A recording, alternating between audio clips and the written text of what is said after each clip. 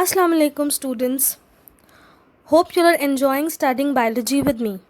As you all know, we started with the first unit, that was structure and function of living organisms. This unit is divided into various topics where we began with the first topic, that was life processes. In life processes, we studied what are the different characteristics of living organisms. I hope you remember Mrs. Grain. Then we also saw the difference between breathing and respiration, right? And then we saw structure of a virus, how does a virus reproduces, and so on. So in today's class, we shall begin with the next subtopic, which is called as movement of molecules. So let us see this topic in detail in our today's class. Why do you think molecules need to move in and out of cell? Okay. As you all know, there is a process which is happening continuously in your body, that is respiration. So respiration shows the need for the cells to be able to take in certain substances from the surrounding. What are these substances? Substances such as glucose and oxygen, right? If you recall the reaction of respiration, it was glucose plus oxygen giving you carbon dioxide, water and energy, right? So where is this glucose and oxygen coming in the cell? The cell surface membrane can control which chemicals can pass in and out of the cell. If you remember the structure of a plant cell and animal cell, you'll know these cells have got a membrane, right? Now, this membrane allows entry and exit of molecules. Now, if we consider the example of respiration, entry of glucose and oxygen and exit of carbon dioxide and water. So for respiration, you require glucose and oxygen, and the cell needs to get rid of carbon dioxide and water. So who is controlling all this movement of materials? The cell membrane. This cell membrane can control which molecules can pass in and out. It can only allow selective or selected materials to come in and go. So that is why this membrane is called as selectively permeable. This cell membrane has got pores in it. It is called as selectively permeable. That means it allows only some molecules to come in and some molecules cannot come in. This is a structure of a cell membrane in detail, which you need not remember the details.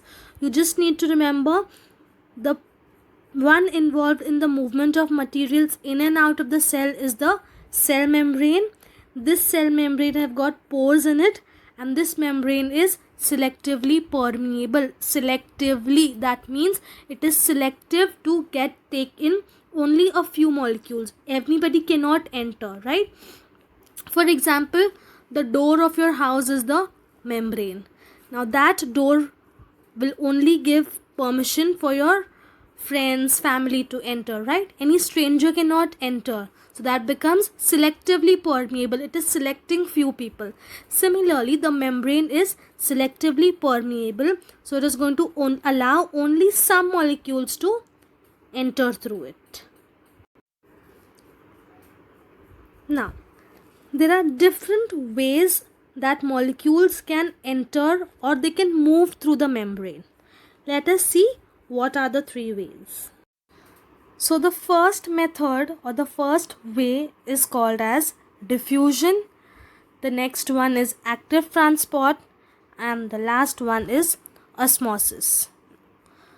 Amongst all these three ways, you are expected to only know the first way, that is diffusion. So in today's class, we shall see about diffusion in detail. What can you see on the screen now? Tea. I'm sure most of you all like to drink tea, right? So what happens? How do I make tea? Simplest way, I take water, I boil it, and if I have got a tea bag, I just dip my tea bag in the cup of water. So what is going to happen? Yes, the flavor of the tea, or rather the tea powder, is going to diffuse in the water, right? So now, taking this example into consideration, can you define what diffusion is? Okay, I'll give you some time to think. Until then, we look at one more example. I have got a ball and I keep that ball at the edge of the mountain, near the edge. Okay, so what is going to happen? The ball is going to move downwards, that is from a higher level to a lower level, right? But when this ball is moving, or rather rolling, does it require any external energy? Do you need to push the ball for it to roll downwards?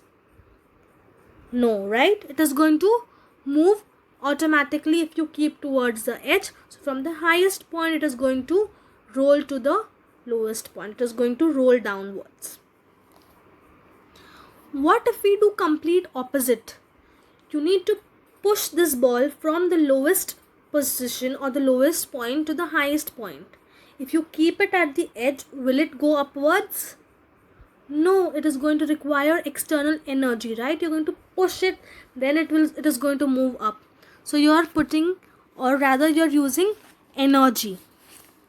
So taking these two examples in consideration, we can say that diffusion is the movement of particles from a region of high concentration to a region of low concentration. I repeat again, diffusion is the net movement of particles from the region of high concentration to a region of low concentration. Let us come back to the example of tea bag once again. Now, if you see in the cup, initially there was only water, and in the tea bag there are molecules or the tea powder. Where is the concentration of this molecules more? In the tea bag, right? So what did we say? Diffusion is the net movement of molecules from high concentration to low concentration. So what is going to happen? The tea molecules or the tea powder, which is more in concentration inside the bag, it is going to diffuse outside the bag into water. So diffusion is nothing but movement of molecules from high concentration to low concentration. So whenever you hear the word diffusion, remember the example of a tea bag. So diffusion is the movement of particles from a region of high concentration to a region of low concentration, that is down a concentration gradient. Now what is this concentration gradient? Concentration gradient is nothing but difference in concentration. If you see the picture, there are molecules which are more concentrated or more in number at the left hand side, right? And at the right hand side there is very less molecules, not at the extreme right but in the mid position, for example. So the difference in concentration, right? So this difference in concentration is called as concentration gradient. So again, from the diagram you can see molecules are moving from high concentration to low concentration.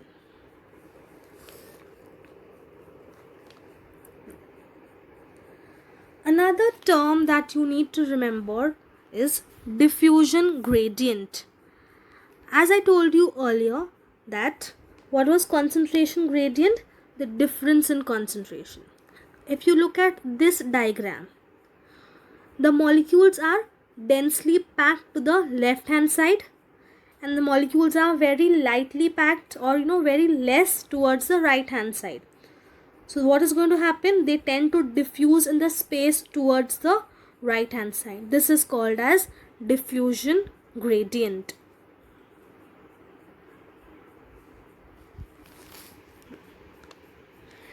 Let us see one example of diffusion in our body, where diffusion happens. As you all know, the cell is making carbon dioxide by respiration, right? Then we saw that the heart is going to pump. If you recall last year's chapter, the circulatory system, we saw that when the heart was receiving blood from the different parts of the body, the blood was deoxygenated. That means the blood was rich in carbon dioxide, right? Where did this carbon dioxide come from? It was the end product of respiration. All the cells respire, so the leftover or the end product carbon dioxide comes to the heart. Then this heart sends the blood to the lungs for oxygenation.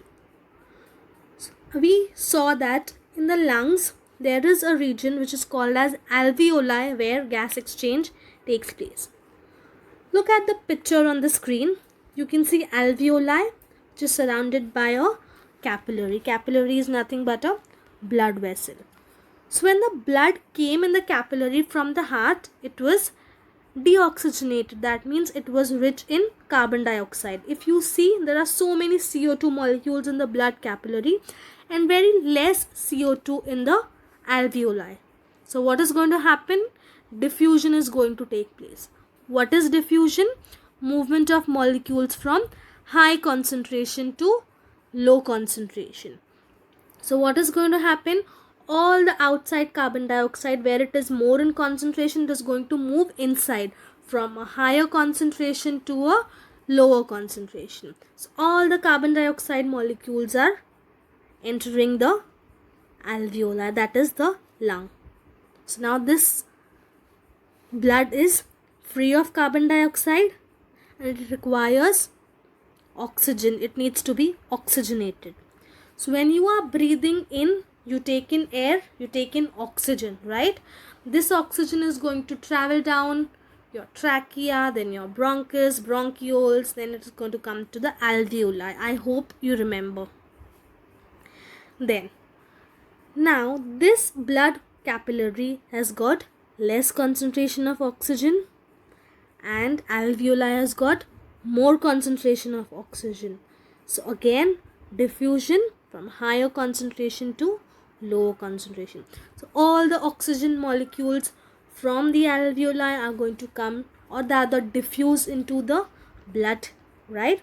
Then this blood is taken back to the heart and then it is supplied to the different parts of the body. So this process goes on. Since there is a higher concentration of carbon dioxide inside the cell than outside, they are going to move out in the alveoli. Vice versa, there is more concentration of oxygen in the alveoli, so it is going to move from the alveoli into blood.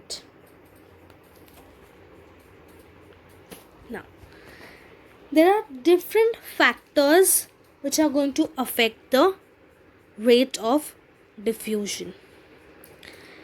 Let us see them in detail. The first factor that you need to remember is temperature. What do you think? How will temperature affect the rate of diffusion? There are 3 beakers shown. First beaker has got hot water, second one has got cold water, and the third one has got water at room temperature. Where do you think diffusion will be faster? If I put a tea bag in each, in which beaker the tea powder is going to diffuse into the water quickly? If you rewind to the first half of the video, we saw the recipe of making tea, right? We were taking water, we were boiling it, and then we were keeping the tea bag. What is going to happen if we take cold water? Will it diffuse? Maybe no, or maybe very little, right? How is temperature affecting diffusion? As you all know, as the temperature is high, kinetic energy is more. So, because of high temperature, it is going to provide the particles with more kinetic energy. So, the rate of diffusion is going to be faster. So, if the temperature is high, the rate of diffusion is greater, diffusion is faster. So, this is how temperature affects diffusion. The second factor that affects diffusion is concentration or concentration gradient. Diffusion happens more quickly when there is a steep concentration gradient. Right? The steeper the concentration gradient, faster diffusion is going to take place. Now, what do you mean by steep concentration gradient? That means there is a big difference in concentration between two areas. If you look at the first picture and the second picture, just compare. Just compare the first two pictures. In the first one, at the left hand side, there are so many molecules, and at the right hand side, there are only 3. That means the difference is more. While if you look at the second picture, there is a very less difference, right?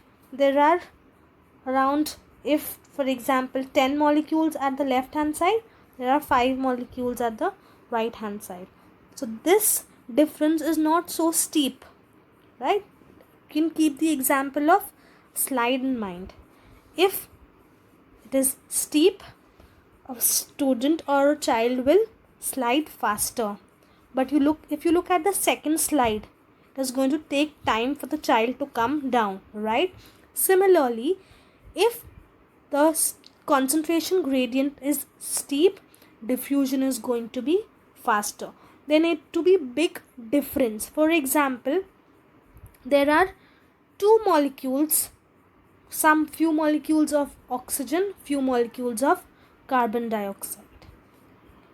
If there are already 5 molecules of oxygen present in the deoxygenated blood which came from the heart, so it is going to be difficult, right? The difference need to be big. So if 5 molecules in the blood capillary and 5 molecules in the alveoli, so it is going to be difficult. The diffusion is going to be slow because you need to understand where the concentration is higher. So for diffusion to take place faster, the concentration gradient need to be steep.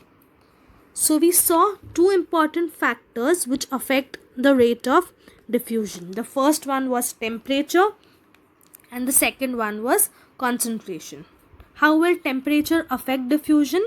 If the temperature is more, or rather the temperature is high, the rate of diffusion is going to be more. Concentration is more, or rather there is a very steep concentration gradient, diffusion is going to be more. Diffusion happens more quickly when there is a steep concentration gradient. I repeat, steep concentration gradient means that is a big difference in concentration between two areas. The difference should be big. Moving on to the last part of this topic, very important one.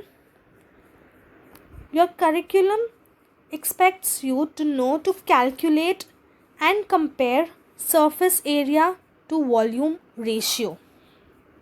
Okay. So I'll be teaching you how to calculate the surface area and volume ratio and how are you going to compare it. We all are aware what surface area and what volume is. So let us try to solve these problems. In the exam, you will only get the length of the site, okay, and you need to calculate all the other parameters.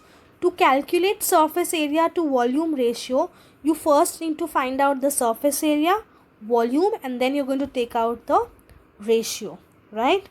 So the first length of the side given to you is 2 centimeter. Get the first row, length of the side of cube given in centimeter. So the first length given to you is 2 centimeter. So first thing that you're doing is you're calculating the volume. So you need to remember the formula. What is the formula? Length into width into height. So the end unit is going to be centimeter cube, right? So what are you going to do? Length into width into height. So it is going to be 2 multiplied by 2 multiplied by 2, which is going to give you 8, right? Second thing that you need to calculate is surface area. What is the formula? Length into width of one side into 6. So the length is 2 and the width of one side of the cube is also 2, and the formula asks you to multiply by 6. So it is 2 into 2 into 6, which gives you 24. So how are you going to calculate the ratio? Surface area divided by volume, that is 24 divided by 8, which gives you 3. Let's move on to the next example. If the length given to you is 1, first you need to calculate the volume. So remember the formula. Volume of a cube is length into width into height. So 1 into 1 into 1 will give you 1. Then you're calculating the surface area, that is length into width of one side multiplied by 6. So the answer is 6. And if you take the ratio, 6 divided by 1 will give you 6. The last example, the length given to you is 0.5. So the volume will be 0.5 into 0.5 into 0.5, which comes to 0.125. Surface area will be length into width into 6. So it is going to be 0.5 into 0.5 into 6. So the answer will be 1.5. And if you take the ratio, 1.5 divided by 0.125 will give you 12. If you see which is the smallest length, it was 0.5, right? If you see the smallest cube has got the highest surface area to volume ratio, right? If you just look at the table and compare it orally, the smallest length of the cube, that was 0.5, is giving you the highest surface area to volume ratio. Always remember, more surface area to volume ratio, faster will be the diffusion. You need to fix this note in your mind thoroughly. More the surface area to volume ratio, faster will be the diffusion. So if you compare all the three surface area to volume ratio, the highest or the biggest value is 12. So the diffusion will be fastest in the smallest cube, right?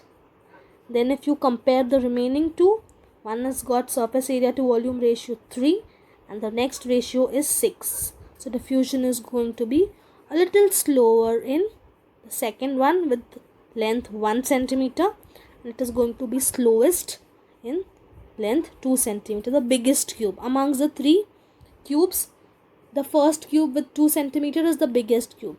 So bigger the molecule, smaller the diffusion, right?